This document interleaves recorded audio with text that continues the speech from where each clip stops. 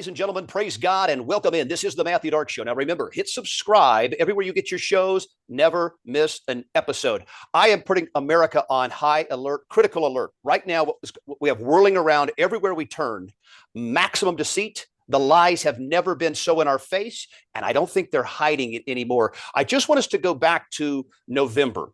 So many MAGA Americans, conservative Americans, maybe they were Christian, maybe they have voted Republicans their whole life. They thought problems were solved in November. The Trump administration and this dream team cabinet was going to come in and solve every crisis on the border. We're coming after the swamp, closing the border, LGBTQ, you're gone. We're going to get the Epsteiners, the JFK, MLK. We're coming after all the bad players in American government and society. None of that has happened. And of course, that brings us to the tragic. And I will tell you this much right now. I'm still so pissed off at what happened to Charlie Kirk.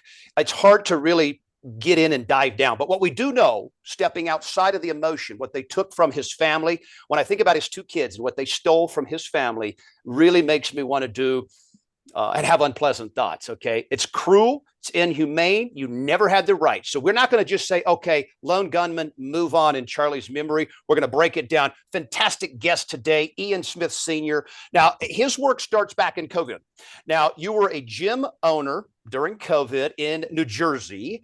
And we were back then, if you remember, folks, COVID was this interesting period of time where 6 feet was a magical distance.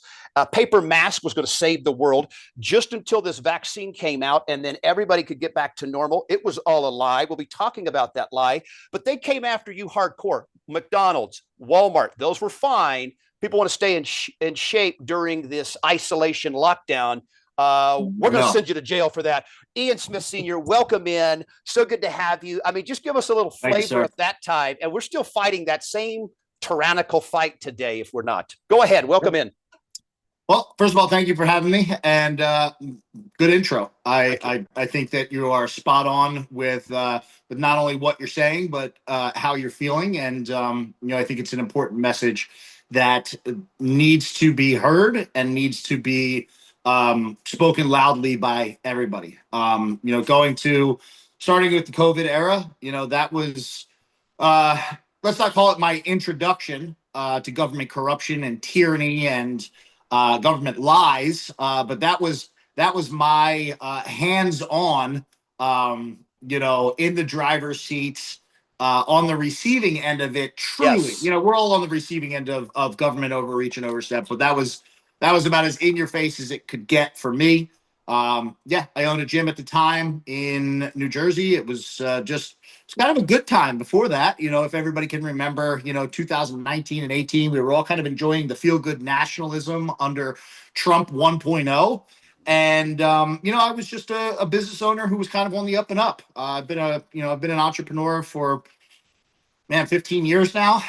Started as a personal trainer and, worked my way up as an independent trainer, opened a facility, and then had the opportunity to kind of fulfill my lifelong dream at the time, which was to own my very own gym, not just a small training facility, but a gym. So a buddy of mine and myself put our life savings into it. It was a dumpster fire of a gym when we bought it.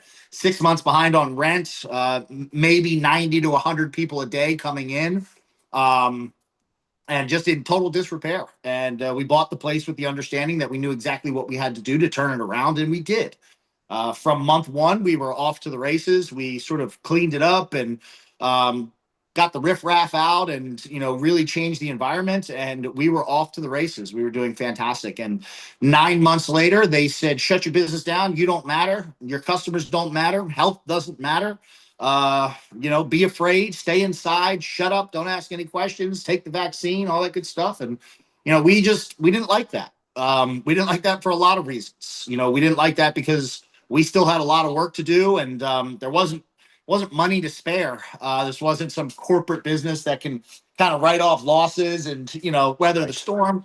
We were in the midst of entrepreneurial bootstrap kind of mode where, every dollar was going back into the business. We hadn't even paid ourselves yet. So, that was one reason. The other reason was that we cared about our community, and we know that the people that go to the gym don't just go to it for looks. They go to it for their physical and mental health. We were a gym full of rough people with stressful lives who come in and leave with smiles on their faces. Yep. And we didn't want to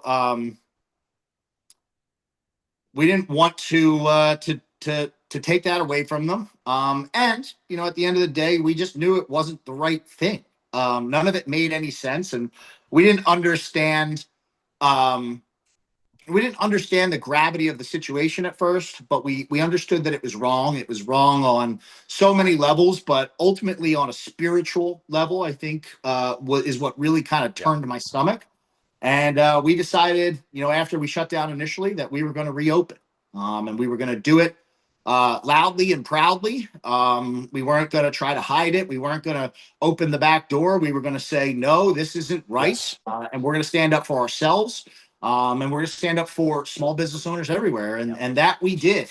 And it turned into an epic, 2 and some odd year battle against the entire state of New Jersey. The entire state came at us. They brought the health department. They brought the local police. They tried to bring the state police, and to the state police's credit, they stayed out of it. They said, we don't want anything to do with this. So they brought in the county sheriffs.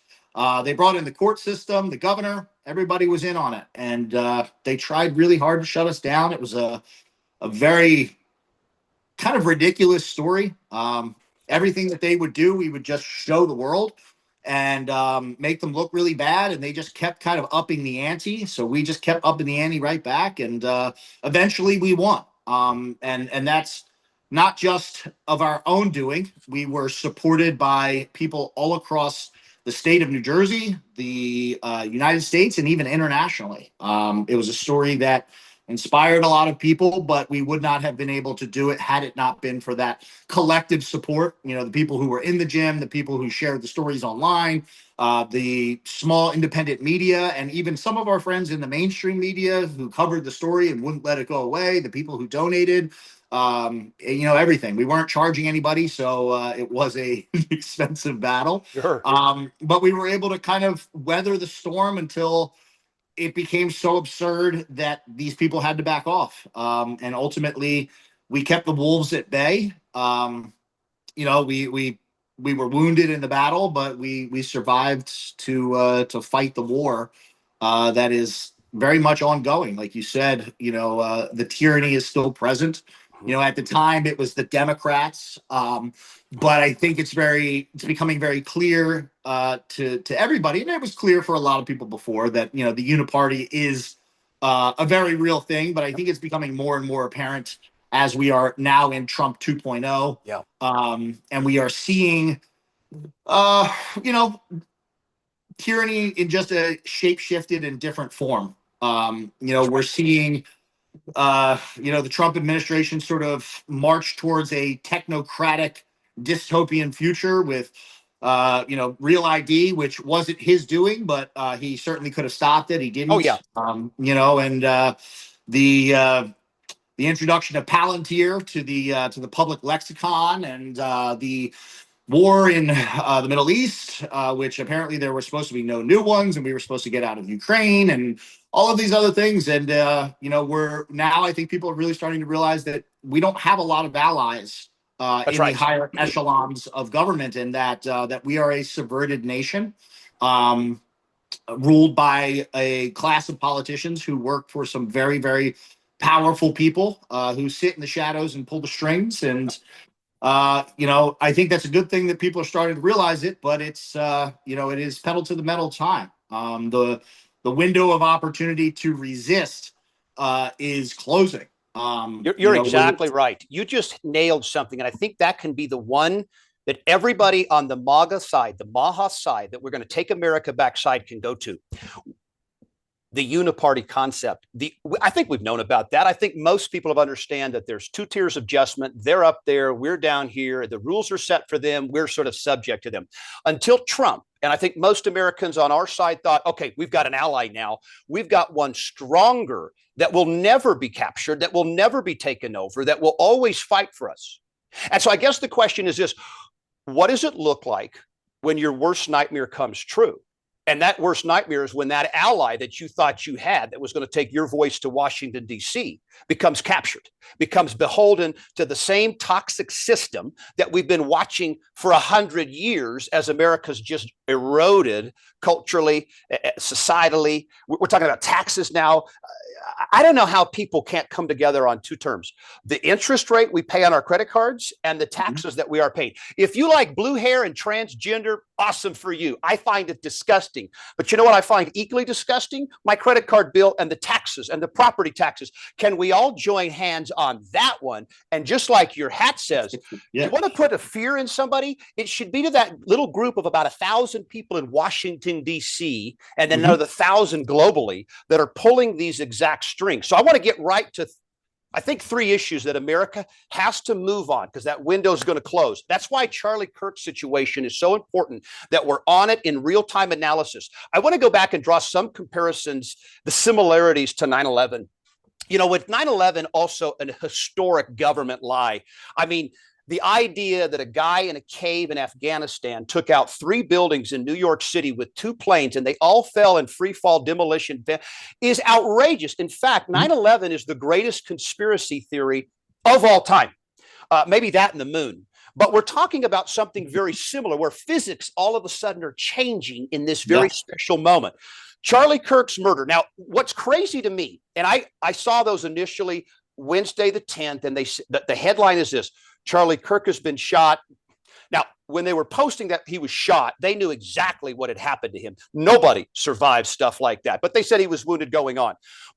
I've seen it plenty of times since. He was shot, or at least the exit wound is on the left side of his body, coming in either from a angle in the right side, either above, below, but it is not a direct on shot. I mean, I still hear all these people talking about where that shot came from, and that this wound on his left side is somehow the entrance wound, which is just not the case. And then we talk about this more recent coroner development, where we have a 30-06, which takes down moose, large game, powerful munition.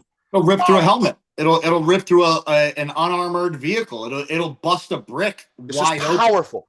The coroner is telling the TPUSA spokesperson that Charlie's neck bone stopped the bullet from, and they were presenting it as a good thing, like it would have killed another person in the stands or ricocheted somehow, but Charlie's neck bone stopped it. So, okay, so we've caught him lying. Okay, we've caught him lying once. We've caught him lying with the disassembling of the 30-aught.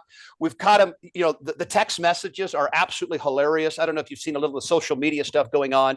Tyler Robinson stuff, talking about the entire idea of a single shooter and a single, not even just a single shooter, but a one-man operation is absolutely ludicrous. You know, college campuses are certainly not military compounds, but they don't keep roof access open.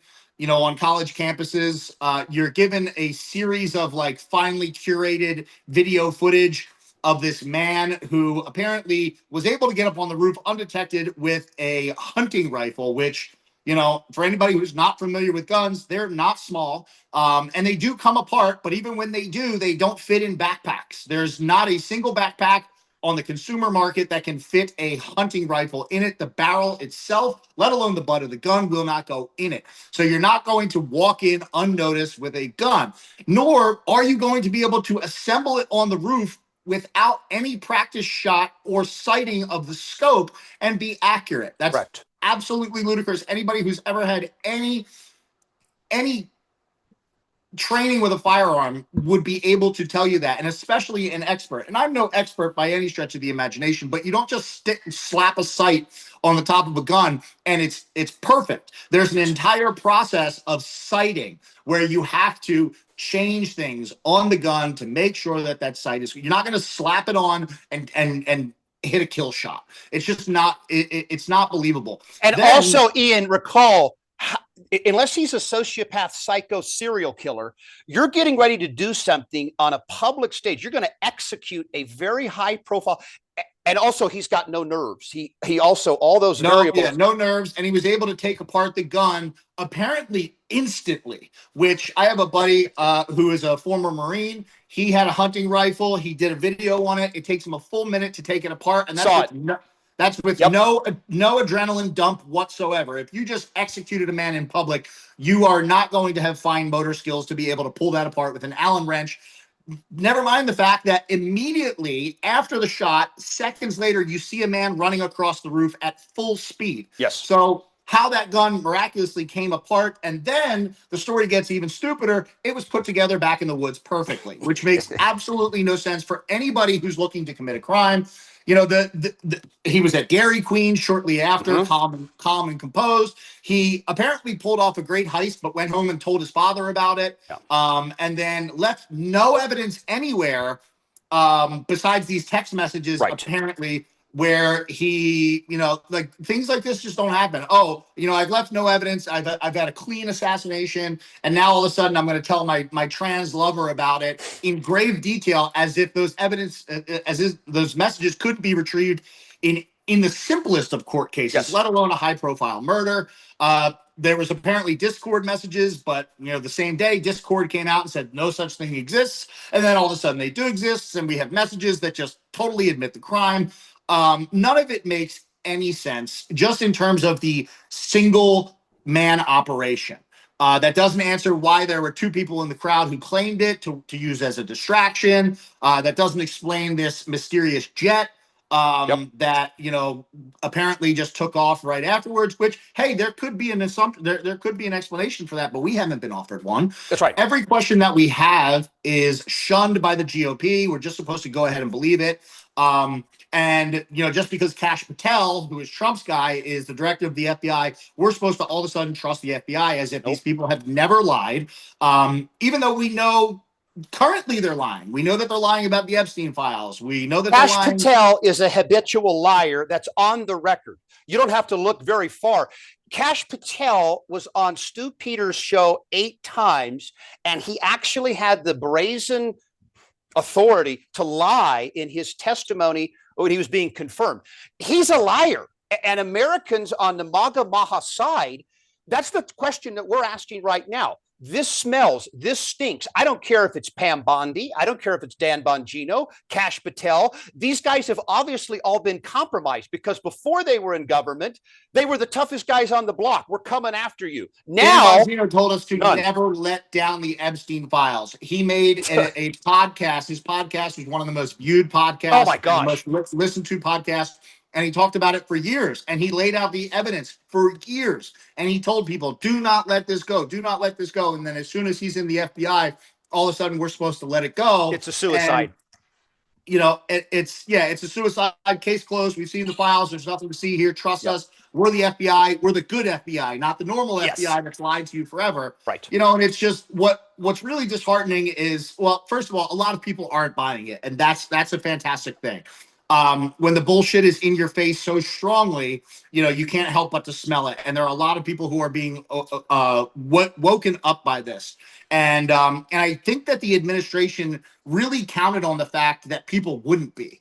I don't think that they had planned for the amount of pushback, particularly on the Epstein files. I thought I think that they really thought that, you know, everybody was just going to say, well, Trump said it's not true. And Trump is our hero. And a lot of people didn't, to their credit, but there still are a lot of people. There are a lot of apologists 100% in the influencer and media sphere of right wing. And I was a part of that for some time. During COVID, I became the golden child of the GOP. They wanted me to come speak everywhere. I was invited to Mar-a-Lago, to events, to campaigns, to all these things.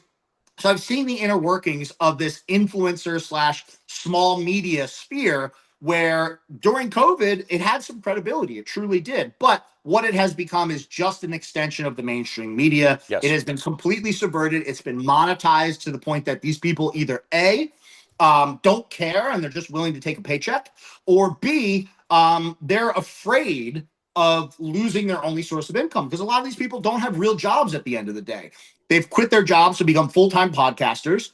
And they're afraid of losing sponsorships. You know, I was sponsored at one point. I was never a media figure, but I was a guy with a platform and a loud mouth. And I was offered 5, 6, 7 different sponsorships that I was actually offered way more than that. I had 5 or 6 sponsorships. And ultimately, speaking out against the vaccine, I lost one. And then when I said October 7th, hey, this doesn't quite look right. I didn't say anything about Jew hatred or anything like they painted it out to be. I said, I don't believe that a bunch of guys with hang gliders and giant fans were able to get over the most militarized, highly secure border in the world and then wreak havoc all for day 6 long. hours.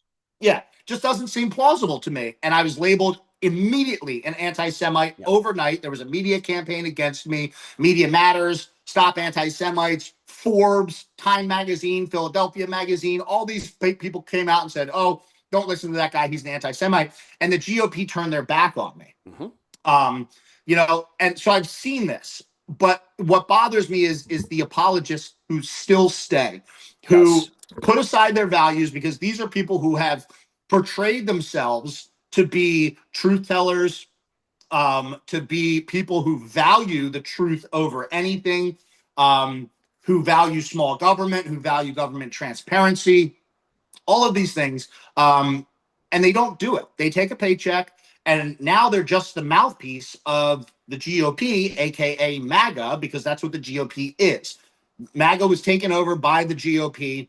Maybe once upon a time it was a, you know, I don't know if once upon a time it was legitimate and it was taken over, or if that was the plan the whole way along, was to find this movement, you know, to give people a bone to sort of chew on, to make them feel empowered, and then flip the script on them. I don't know, but I do know that it has changed dramatically from Trump 1.0. And you know, again, a lot of people are calling out the nonsense, and credit where credit is due. There are a lot of small creators, but there are a lot of bigger people who said, you know what?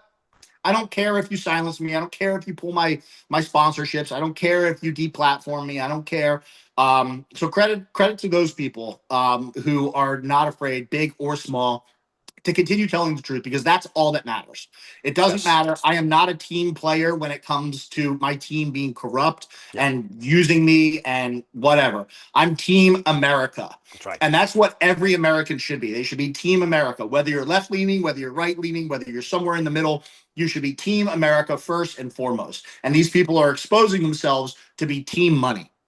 That's exactly right. And if you're Team America, left, right, center, doesn't matter. And then you have a special passion for children in America. And that's why this thing cuts so deep with Donald Trump thinking he could come out and say, you're still talking about Epstein? You're stupid. This is Democrat hoax. Because we're talking about children, and we believe we know the truth, that high-ranking political figures, business influencers, global leaders, we believe, and actually have legitimate proof behind, they were doing sexual inappropriate behavior with children. And so again, we don't give a crap what political side you come from. In America, we don't tolerate that. And we are really aggressive in our pursuing of justice. That should be something like your book, Find Your Hill. Okay. It should be something that I heard this thing happened to me, and I can't get it out of my mind. I can't get it out of my heart. They're doing what to kids? They have them in a closet. They're feeding them once a week, and they're abusing them 10 times a day. That's in America. If that doesn't go into your heart and make you insane, then you're dead inside. And that's where he missed the temperature of the room on Epstein. But here we go. This all gets solved in one conversation. Donald Trump, first of all, is not the same person that came down that escalator in 2015. MAGA needs to understand that we're talking about two totally different people. So proceeding with that as the backdrop, one of his main go-tos back then was drain the swamp.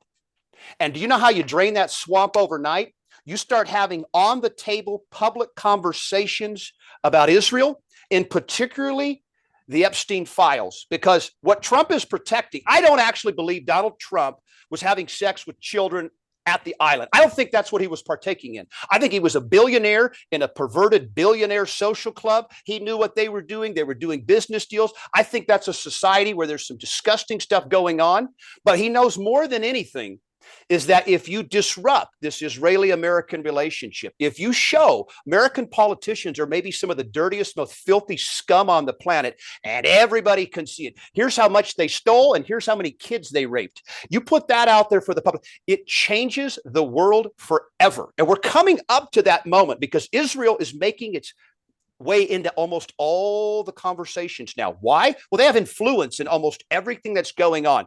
You mentioned October 7th. We don't believe for a second that was anything other than a stand down order, much like 9/11, orchestrated. Go ahead and take the planes down. We need to NORAD respond. stood down on 9/11 too. You know, Exactly. our defense system, there's no way a hijacked plane flies around for Nope. more than 5 minutes. Nope.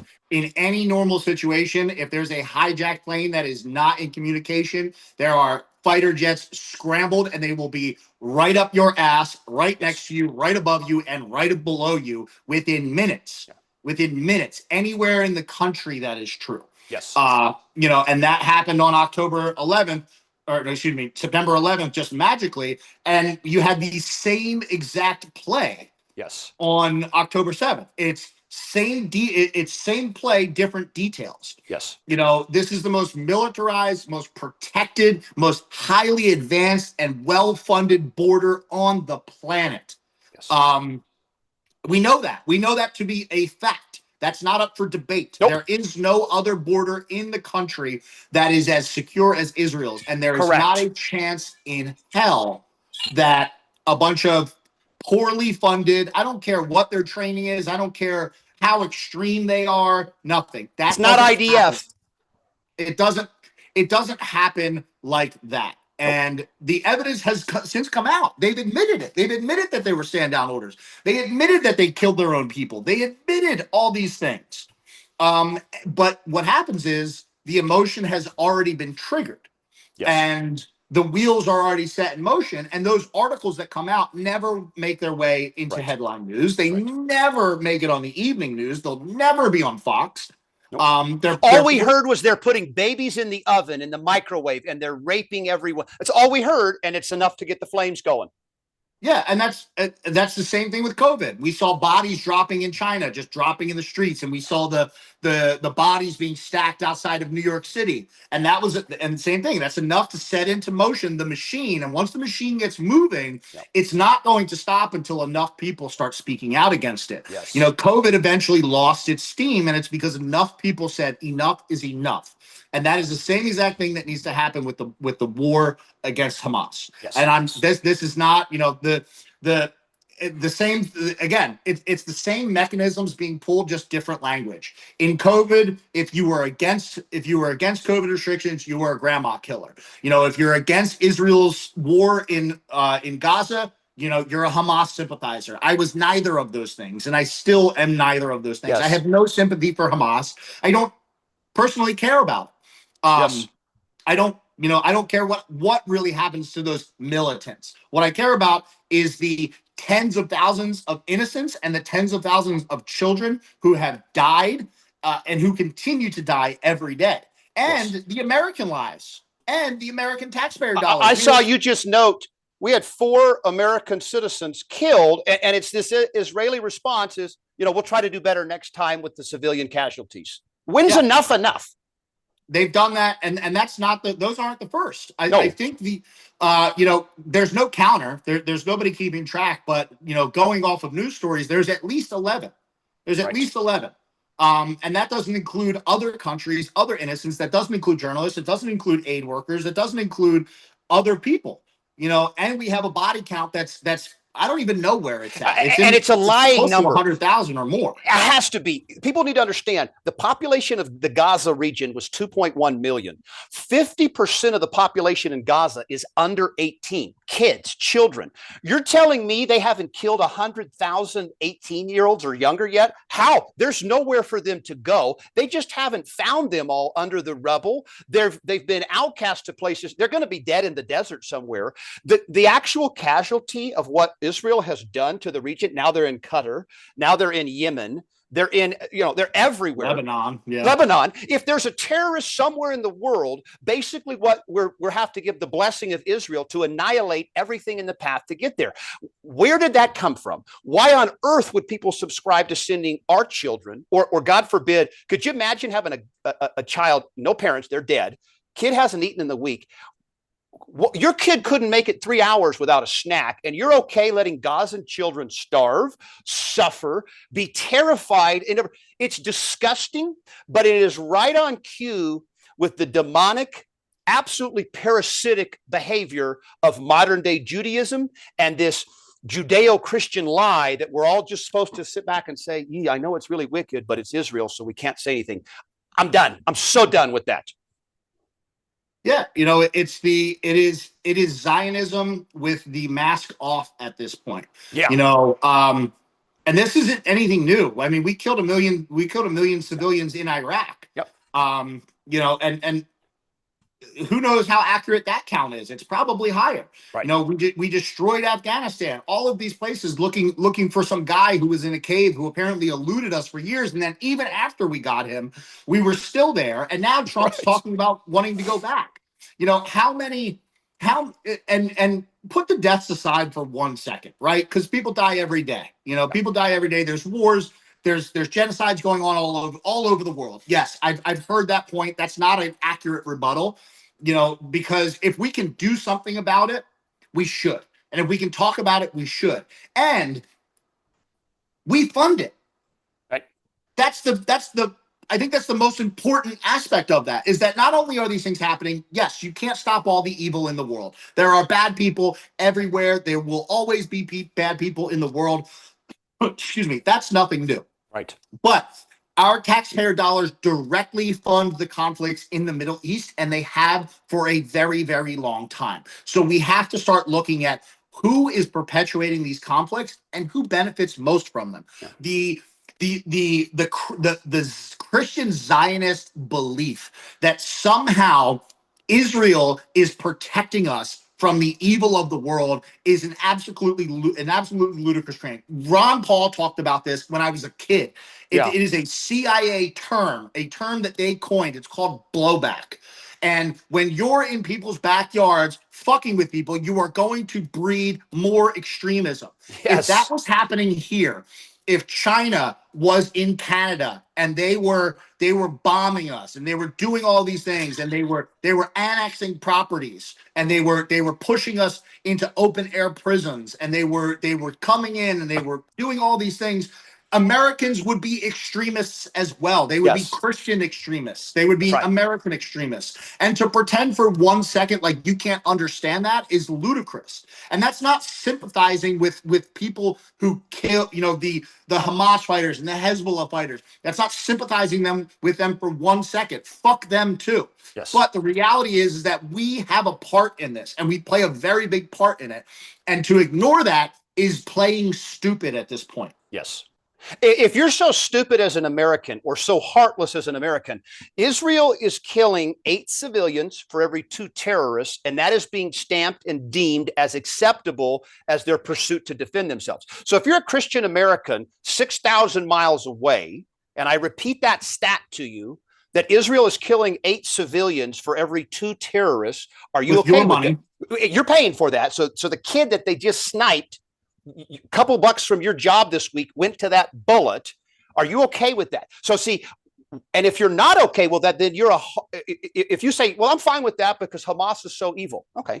Then you must analyze the conduct and acknowledge what we just lined up is that Israel, to pursue greater Israel, allowed a terrorist attack to kill not 50 people. They needed a big number, right? 1,300 was the number that obviously got revised down. But you couldn't go justify this over 50 deaths. They were going for the kill. So 1,300 babies in an oven. Let's see what 40 else. Decapitated babies. Yeah, all this. That's enough. And of course, the world's going to support us because look at what they've done. Now, then you come back and you say, well, that was all a lie. There was no babies in the microwave. The Israeli government allowed this to take place, then killed many of its own people. Step back and still say, would you like to have your taxpayer dollars or do you still want to fund this? Your choice, though. Meanwhile, this country continues its downward spiral financially. We were promised under Trump, we were promised this economic revival that is still nowhere to be found. Nope. And I think a lot of it has to do with Joe Biden as well. Mm-hmm. I think Joe Biden was allowed to be put in. The election was stolen right in front of our faces, and then they let the old man drive the car off the tracks. Go crazy so openly and obviously too. Yes. And it was like, we can't stop them. We just can't stop the Democrats. And everything became so bad that people are so demoralized that they're willing to accept something like egg prices as some great victory. They're willing to accept a closed border as some sort of victory. The border is supposed to be closed. Yes. I don't get credit for doing what I do every day. Right. I wake up, I'm a father, I feed my kid, I go to work. Nobody applauds me for that. Ian brushed his teeth today. Send him money. Yeah, nobody calls me the greatest father ever because I do the basics of what it is to be a father. The border's supposed to be closed. Correct. Congratulations. That's a win. I agree. Yes. But you're taking those wins and you're hanging them in front of people's faces and they're saying, well, just give it more time. Just give it more time. Just give it more time. Well, they said that. He's only been in office for 2 weeks. He's only been in office for 2 months. He's only been in office for 6 months. Well, we're coming up on a year now, and houses are not affordable. Nope. And when they talk about it, they blame it on everything but the real cause. Yes. They say, oh, well, it was all the foreigners that Joe Biden left in. Sure, maybe. Oh, well, it was the this. Sure, maybe. How about the fact that BlackRock, Blackstone, Vanguard, and all these companies have been buying up the market, outbidding private individuals for years? Yeah. Kash Patel didn't mention that the other day when he had an interview. And it's the same thing. Oh, well, there's Muslims coming in the country. Yes. I agree. You know what? To a certain extent, that is a big problem because some of the worst are coming here. Yeah. And I would rather not have a mosque on every corner in this country. That I can agree on. Fair. But where are they coming from? Oh, they're coming from the places that we bomb and destroy, and our government lets them in. So our government is causing the chaos and then opening the doors and then saying, well, the leftists let them in. No. You're all letting them in. Yes. And it's, we're deporting people. No, you're not. You stopped reporting on that on in April. Week 4. Yeah. Week 4 or right. week 8, whatever it was, 2 months in, the numbers were so bad they stopped yeah. because they said it was going to be millions deported, and they were getting maybe 200 some a day arrested and apprehended, and that wasn't even the number of people that were actually deported. A lot of these people were being caught and released and given court dates. So again, another lie, but people are so willing to accept the bare minimum now, like egg prices. Right. Okay, well, every time I go to the grocery store, it's still $100 no matter what I buy. Absolutely.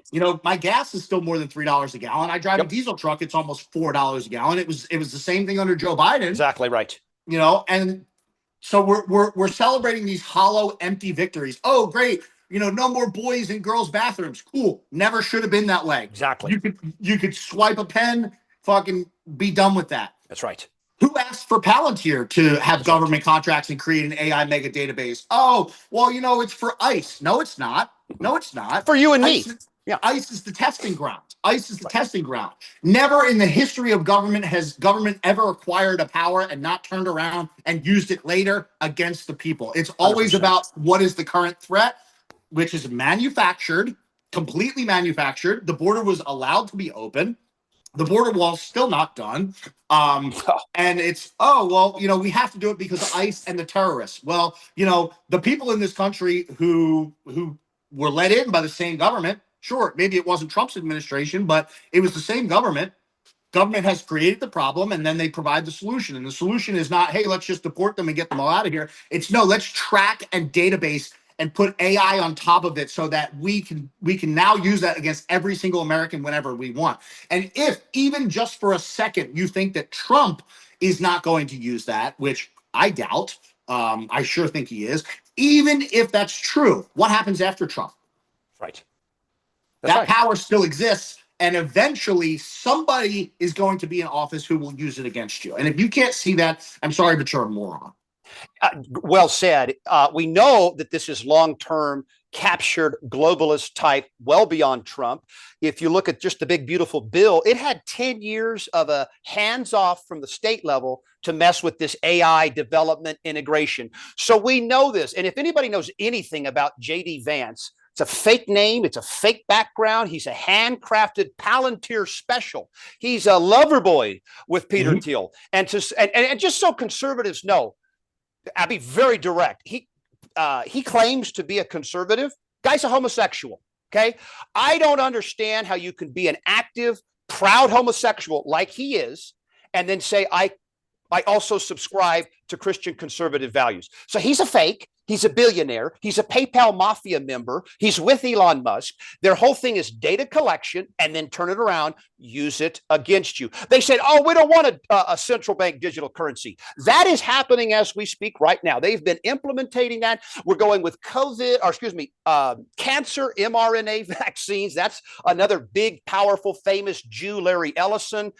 You look at Trump's cabinet, it's littered with Jews. Howard Lutnick, his main financial advisor, was next door neighbors to Jeffrey Epstein in New York City for like 15 years. So we know that there are people that are only 1 degree of separation from Trump. All the money's back here. We got you in. Trump took $250 million from AIPAC. You don't get that kind of money and not owe a favor. So in comes Palantir. Here comes this this sort of a capture identity move. All of a sudden, when did MAGA ever say we need a real ID? When did MAGA ever say we need more mRNA vaccines? When did MAGA cite none of it? So what it was a very quick, okay, we're in. Okay, lock them in the door. We got it now. That's what it feels like more, is that Trump got in and now said, well, there's nothing they can do to me. I'm going to cement my power. I'm not running again. I think he's playing a dangerous game. That's why I feel like he's really got a well-crafted deal with the big powers that be, because he's acting as if he won't be impeached in 2026 as soon as Democrats are going to win either through theft or disgust. They're going to win some kind of majority in 2026 here. There's just no doubt. You're not keeping all three. And Trump somehow thinks that these vipers aren't just laying there. But see, somebody like me, who the first time around would look at these impeachments and say, Ukraine, Russia, are you kidding me? Well, see, now I know all the dirt behind what Trump has been doing and advice and favors he's been doing. Where does he think his support is going to come from when his life's on the line with 5 cases and 70 years, when he betrays? And this is an active betrayal of the MAGA movement that demanded America first. He's not America first. He's like Israel, America are mostly tied, but will still defer to Israel. That's why he has a Jewish cabinet and littered everywhere. Or homosexual. It's like, give me a break. They're all either Jewish or homosexual in the Trump cabinet, but that was not what we ran on. We ran on good old-fashioned 19s to 50s American men. Wife's at home taking care of the 5 kids. I'm out working my electrician job. We come home, we have dinner, we go to church on Sundays. I think most MAGA people want that. This digital AI, this satanic movement, it's moved. So he's abandoned his post or his base, and it was the greatest base ever built. How does he move? How is he operating with this much, like, I don't care what I do because there's nothing you could do with it? Because there's obviously some sort of exit strategy. Nobody in their sane mind would betray people so openly and obviously if he wasn't confident about who he's protected by.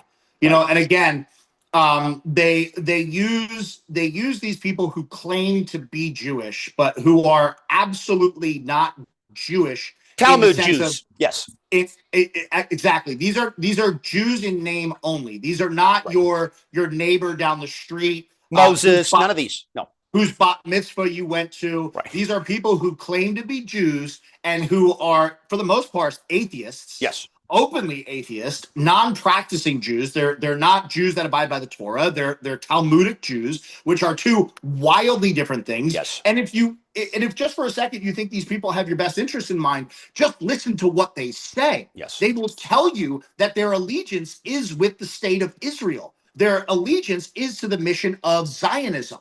It is not. They don't care. They will openly say that. And those are American politicians, many of whom are just Christians.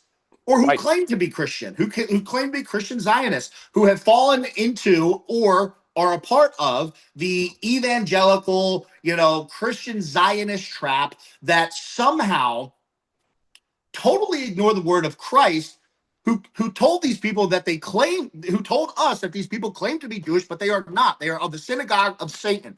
These are not, again, for everybody who cannot understand this is not your average Jew. This is not the person who lives next to you, whose bat mitzvah you went to, who is kind and caring and loving and does believe in God. These are people who use the name and who have used the creation of the state of Israel and who have no faith in God. In fact, they defy God. That is That is paramount to their belief, is the manipulation of the world to their own selfish desires. And it predates Judaism. This goes back to Babylon. This is nothing new. These people have been in the shadows for thousands of years, and they have plagued Western society for thousands of years. And their plan has been laid out over a very long time. It's just now masked off. It's in your face. They do not care because the control mechanisms that they have gotten so powerful that they feel confident in that. And this is end game for them. Because once they lock in the AI databases, once they lock in, the United States federal government completely, which it almost is. I mean, it's 95% of your federal government, if not more. They don't care, because what are you going to do about it? That's right. They'll send the local police to handle with you. I mean, look at what's going on in Australia. It's happening in every Western country in the world, all of Europe, and it's happening elsewhere too. It's happening in Japan. It's happening in not just white countries. This is all over the place. It's happening in Mexico. It's happening in parts of South America.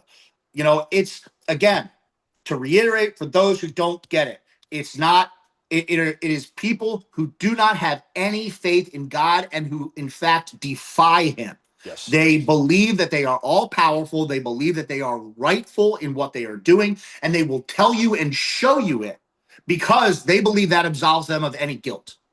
I think it's beautifully said, because that's the crisis we're at right now. And I go to like my parents' age, the baby boomer type age, who had this Judeo-Christian Israel brotherhood just beat down their throat, and they don't know any different. And my parents are not even active Christians or going to church, but what do they know? That Israel is innocent as a lamb, that they're our greatest ally, that Iran can never have a nuclear weapon. They're programmed to believe that. And so we're breaking that. And what they don't understand is that this is not Abraham. This is not Moses. This is not Isaiah in the Old Testament. These are not Jews that have a heart for God. You just outlined that. So think about it like this. Anybody else who would hide behind stolen valor is a great example. I'm going to walk into a restaurant and say, I was an ex-Navy SEAL. I lost 6 brothers and I made it back all for my $20 discount. And so that I manipulate into giving me some kind of artificial respect or artificial, you're a little bit below me because of what I've gone and done, even though I've done none of it. And that's what we're on the track of exposing. Charlie Kirk. Now, here he was a little bit slow coming to this Israel understanding, right? And I get it. It comes, and once it comes, you can't unsee the Israel conduct. If you read the Talmud, you can't unsee it. If you look at people like Rochelle Walensky or Alejandro Mayorkas or Rachel Levine or any of these high-placed Jews, that their fruit is so filthy. Alejandro Mayorkas is a Jew who opened our border and led to the eventual demise. If it's not the demise of America, it's certainly a permanent change, because the 20 million that he let come in, that's 80 million new people just in like the next 5 years, because they're going to have kids. They're going to start breeding. They're going to get family over here. And so I look at Jewish fruit. And so if you're as a Christian who really doesn't know anything about the Bible, doesn't know anything about this Zionist movement, this world economic movement, Karl Marx, of course, a lot of people don't know that Karl Marx is, of course, a Jew, that communism is, of course, from Judaism, that his real name is Moses Mordecai Levy, went by, but this is the kind of Jew we're describing. Jewish ancestry, hiding behind it, but actually a demon inside and actually doing everything against. This is the last point that the Christian needs to remember, is that in Israel, you should find out how Christians are treated. They're spat upon. They say this of Jesus Christ, and this is Ben Shapiro too, is that he was nothing. He was a Jew killed for his trouble because he started a rebellion, that his mother's a whore, that he's boiling in excrement. These are how your Jewish brothers and sisters feel about you, Christian, and that you should be their slave, you should be their subservient for life. And I just would say, are you willing to step back and just, if I gave you some great tangible proof, this Jewish person that says this did this, is that the kind of fruit you're seeking from your elected officials? Is this the kind of business owner that you want to buy product from when we tell you the conduct behind it? This is an exposure mission. Charlie Kirk was speaking. This is what I was going with that. Charlie Kirk was speaking to a demographic, call it 16 to 30, right? getting into college, longer in Gen, college. Gen Z, yeah. Gen Z. Okay. And what was his message? Which Israel and Bibi Netanyahu specifically has come out and said that they have a major issue with Gen Z. Bingo. They have a major issue with Gen Z, which also explains the TikTok sale. Yep, exactly. These to young people are not buying it because they were not subjected to the same propaganda that the baby boomers were, right, and that Gen X and that the millennials were. And it started to wear off with the millennials. And, you know, not everybody fell victim to it, but the baby boomers, the people who control this country for the most part, were subjected to that. And then with Gen Z, there's a huge drop off. Yes. For whatever reason, call it time, you know, whatever, they got lazy on the propaganda, whatever it is. But Gen Z is realizing, hey, listen, you guys said America first. Right. And Gen Z, especially, you know, I remember coming up in school. I remember when I was in college, it was 20 some years ago now at this point. But, you know, I remember starting to see all of these like left leaning ideology kind of creep in, you know, but these kids at this age have been victim of it in its fruition. In its face right now. Yes. Because they have, so now they have nothing left to lose, because what world are they inheriting?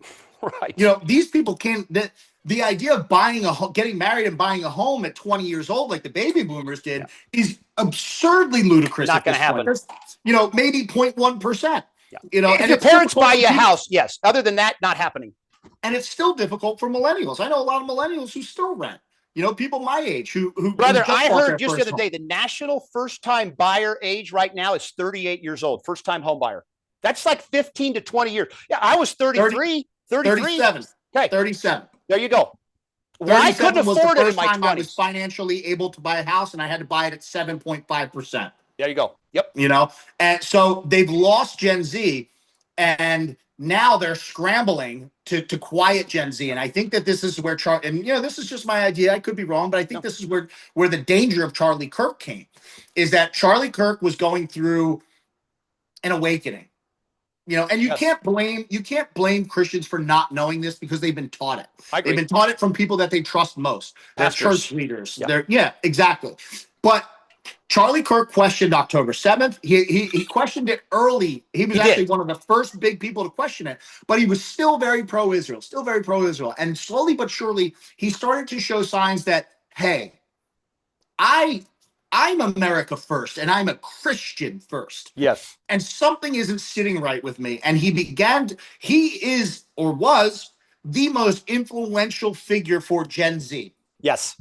He had an inroad to millions and millions and millions of them. He built his empire around connecting with these people through conservative values and through Christian values. And then now, all of a sudden, he just, and not to say he was anti-Israel, I don't know exactly where he was at, but he started to look at this and go, wait a second. And his rhetoric started to change, and we saw it the day before he was killed, where he made some pretty bold statements to Ben Shapiro. That's right. Him and Ben were going back and forth, and he was talking about, hey, you know, maybe we're not getting the full story here on Israel, which is like, duh, you know, but again, I can't blame you for just seeing it. Not everybody sees it at the same time, and you can't shun people for coming around to it. But he said, you know, maybe we're not getting the full story. And Ben Shapiro laughed at it, and he said, Jews own the media. And the look on Ben Shapiro's face was like, the fuck did you say? That's right. But it was, what did you say? Yeah. You know, it was like, how dare you point that out? Right. You know, and again, it's the atheistic Jew who claims to be a Jew, but is the furthest thing from a noble, good-hearted Does Jew. anybody think Jeff Bezos, Mark Zuckerberg, Bill Gates, Larry Ellison, does any of these people, that they're operating and living this humble Jewish life? And that I mean, it's crazy. Look at the fruit of these big, powerful Jews, and then ask yourself, that's the same as Moses, or holy cow, that's actually the Pharisees that Jesus Christ was describing and articulating. I hate you. I want nothing to do with you. You're the problem with my Father's kingdom. Yet you say you love me. The den of vipers. And it comes down to a materialistic worldview. Yes. That these people are not spiritual. They are atheists. They do not believe in following the word of God. They believe in taking whatever they want. And they will do it. And they will do it through lies and deception, because they look at people who are not of that class. Yes. Right. or not of that demographic as lesser than. And the Talmud, these Babylonian texts, Yes. say it's okay to lie to these people. That's right. It's okay to deceive these people, that you have done no wrong. Right. The whole foundation of God, regardless of what you believe, whether you're a Christian, whether you're a Muslim, whether you're a true Jew, is that there is a definitive right and wrong. Yes. And these Babylonian texts say the exact opposite. Correct. Truth and morality are subjective. They are not objective. That's right. And you look at these powerful people and they live their lives subjectively. 100%. So this is the question on the table for the American people. And this is why this is such a critical moment, because this is that breakthrough window where we do demand Epstein gets released, and there's like going to be some carnage. It's not going to be like, yep, here it is, and it's confirmed.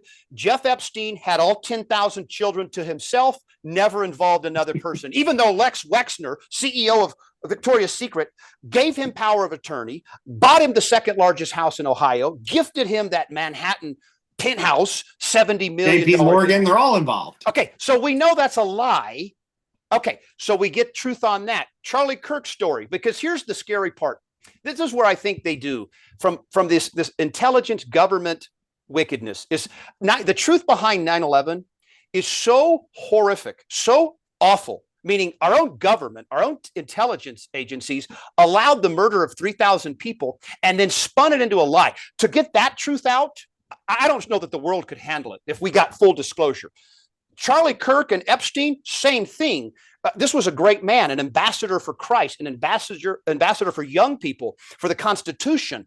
And you killed him, because it's not like he got killed by a drunk driver. We would still have an enormous loss if he was killed by a drunk driver. His kids would still be so torn and wrecked inside. This one's different, though, because we think you're lying to us. And so this is the moment that we stay as American people. Trump, I bought your shoes, I gave you money, but you're lying to us. Fix it now or we'll fix you.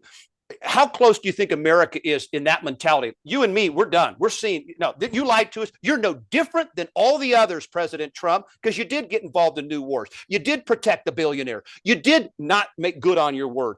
How close do you think the American people, meaning MAGA switches, the 80, 90, 100 million MAGA fans that were all in on Trump, that now have to go to this new school of thinking that your government's been lying to you on everything and it's not tolerated a day longer.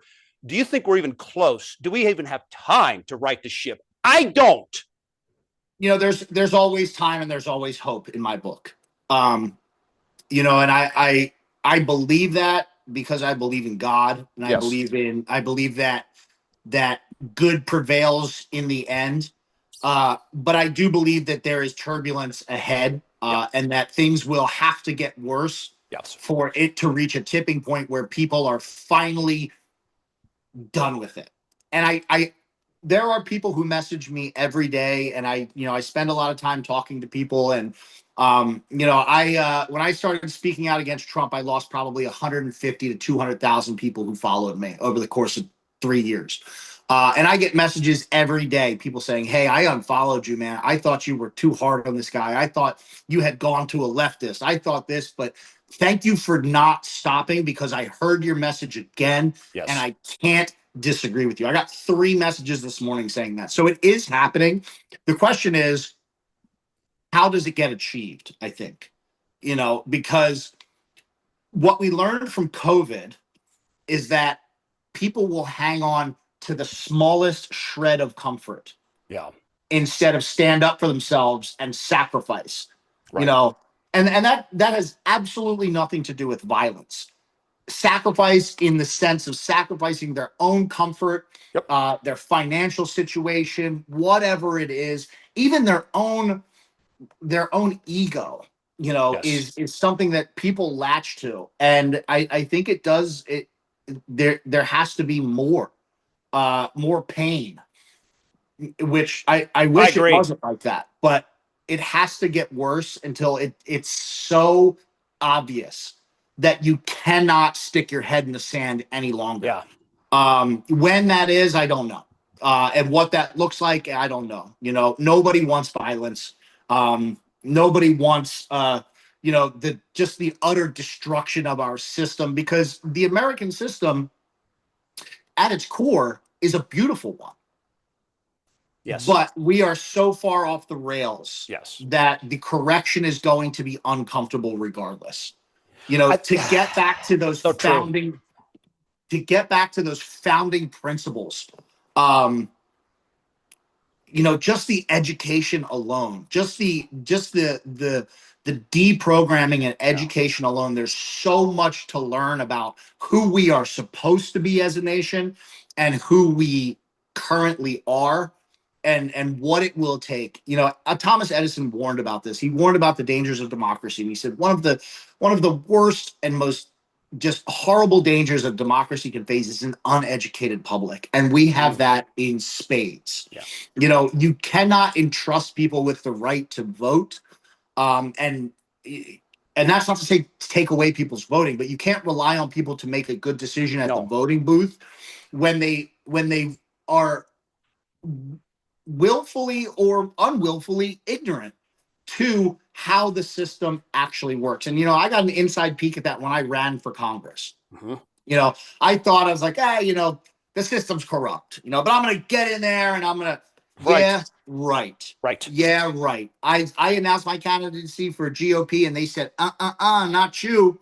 Not you. We got this guy. And this guy was a slice of white bread in a suit, no flavor, no values, no morals, no backbone. But he'll do what we say. But it will do what, and he sure did. Yep. And they gave him all the money and all the resources, and I had to fight and battle for 40% of the vote in a three-way race. And they outspent me by a factor of 11 to 12 in a primary because they did not want somebody like me, who I don't think I'm that great. I'm not going to take your shit. Right. You know, and my values are my values. That's right. You know, and I saw the money and the levers of power in those situations where people don't, you know, I had people come to me after the primary, and I'll never forget this. It used to make my head want to blow off of my shoulders. Mm-hmm. They would say, I can't wait to vote for you.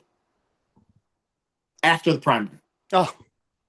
And it's like, hey, I wasn't the candidate yet. There's a primary, and you missed it by 2 months. That's right.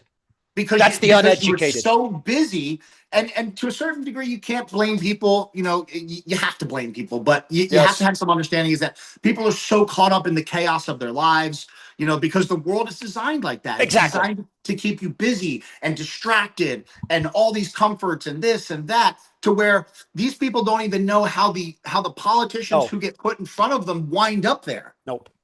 You know, and it's like, until people start just figuring that stuff out, we are still in for a long road. Yeah, I love what you just said, because this is are you willing to experience some short-term discomfort? Meaning, I'm going to cancel my Disney Plus membership. I'm going to cancel my Netflix. I'm not going to Starbucks for the next 30 days. I won't shop at Target. You name it. But yeah, that's not going to be as comfortable because that latte is really good on the way to work. But you've got $5 extra in your pocket, and you didn't feed the monster that is actually working against you all day, every day. Yeah. Another Jew-owned business. Go to the local coffee shop and pay $6. Exactly. So we got to make inconvenient choices that discomfort us in order to send the message. Because like you just said, we're not going to get Congress filled with guys like you and I. I'm not looking to make my life in politics. But if you say, hey, Matt, we need you to do this 4-year commitment. These people need you to be the voice for them. You're going to go back out to the workforce in 4 years, but give it your best while you're there. You could get a lot of guys like me, and there would be an entryway. But this is not that. This is get in and stay in, and you'll become a multi. You'll be taken care of. You'll be Cyrus or whatever he is in the Matrix. You'll have your steak dinners, all of those things. And I saw that when I went in there, because I went in and I stated my intent beforehand. I said, you know, the campaign slogan that I came up with was people, not politicians. Right. Because if we look back and we read our history books, guess who didn't want to be president? Right. George Washington. Yes. George Washington said, I'm done. I did my part. No. I don't want to be a politician. I want to go home to my family. And they begged him to come back. And he said, okay, I'll do it. I'll do it. I'll do it for you. I'll do it for this country. Because if you do politics right, it's not a profitable business. No. Sure, you get a salary and whatever, that's fine. But the people that make money in politics, they don't make money off their $100,000 a year salaries. No. They make money in every other way. So it discourages good people from getting in because, first of all, it's so ugly. It's so ugly. The only campaign that they ran against me was negative. They had no talking points of their own. And I'm an easy target. I'm a guy who has not been the nicest guy in the world. I've done a lot of stupid things. I've done a lot of bad things. I've hurt a lot of people, but I've been open about it. And they said, look at him. Look at that monster. You want him? Yeah. Look at this guy. Look at this guy right here. He's great. He's great. No, actually, they didn't even say, look at him. They said, just look how bad he is. That's the only thing they ran. And people are not. And I knew that going in. I knew I was going to get attacked. But I said, okay, let's do it anyway. And we as an American, as a population, as particularly as men, need to get okay with that. Need to be okay with being criticized, with being slandered, with being hated, with being targeted, with being treated unfairly. That is the price of dissonance. That is the price of rebellion. That is the price of freedom, is that some people don't play fair. That's right. But you have to do it anyway. You have to say, okay, you know what? The next 4 years of my life are going to be tough. But guess what? I care about my local community. So I'm going to sign up for the board. I'm going to give it my all. I'm going to fight as much as I can. And I'm going to do the absolute best I can. And on the way out, I'm going to leave the door open for the next guy who's going to do it. Bingo. And I'm going to show people that this isn't a for-profit business, that you don't get in and stay in. It's do community service. That's what it is. It's an obligation. Plato wrote about it, or Socrates wrote about it in the Story of the Republic. Talking about Plato. Plato said that politicians should not be paid, that they should be paid minimum salaries, and that they should just be taken care of. Right. They should be taken care of, and that they should put all of their time and their energy into running the country or running the state the right way. And then when they get out, they can go live their lives. It's no different than military service. And military service, you don't get taken care of. Nope. Our homeless are on the street. They're killing themselves, our veterans, or they're in some kind of hospital for life. So no, it's the opposite. Yeah, but the military, and granted, our troops should not be treated the way that they are. No. But when you're done with your service, you go back to your life. Right. And that is exactly what politics should be. It shouldn't be a 10, 20, 40, 50-year career for some of these people. These people have never had jobs. Yeah, sorry, Nancy, you're going to be a lunch lady now, Miss Pelosi, but you did great at 4 years, and we thank you for it. Now get the hell out of here. Right. Yeah, or go retire. Don't you have grandkids? Yeah. You know what I mean? Like, no. Teach a knitting class. Richer and richer every year. And and again, that is across the aisle, up and down, left, right on the political spectrum. McConnell's worth $100 million. Anybody should be able to see that. I don't care if you're far left. I don't care if you're far right. I don't care if you love the state. I don't care if you're anti-state. Everybody should get on board with that and say, this isn't a lifelong career and you shouldn't get rich from doing it. The problem is those idiots got to vote themselves out of a job and they're never going to do it. Yeah, and that's again fundamental issues that all Americans should agree on. Term limits. Yep.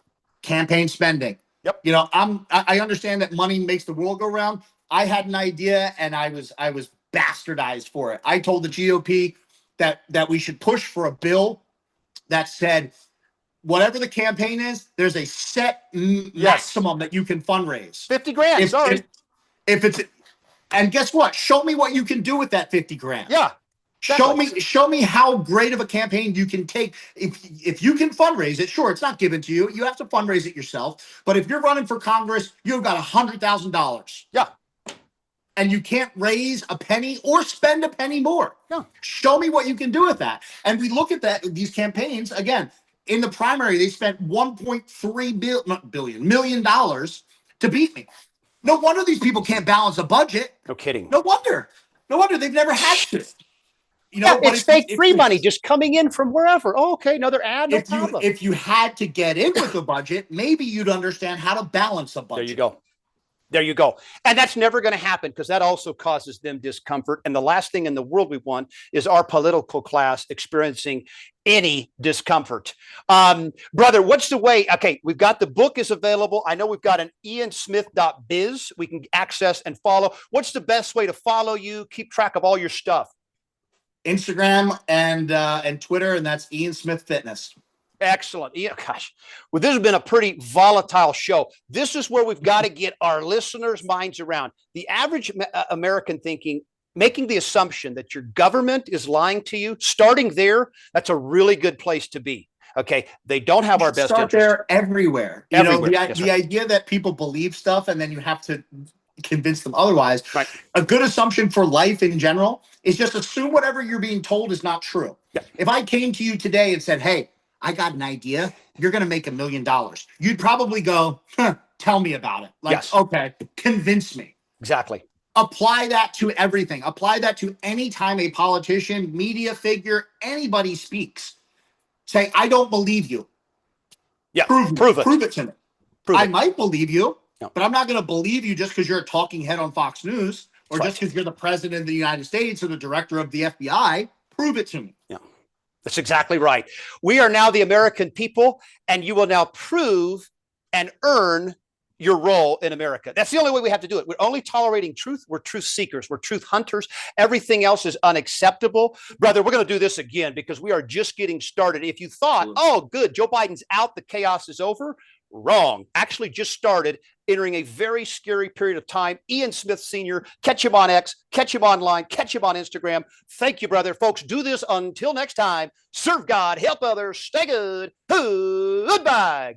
God bless everybody. The Matthew Dark Show, your one-stop show for truth, courage, fellowship, and faith. Available everywhere you get your podcasts.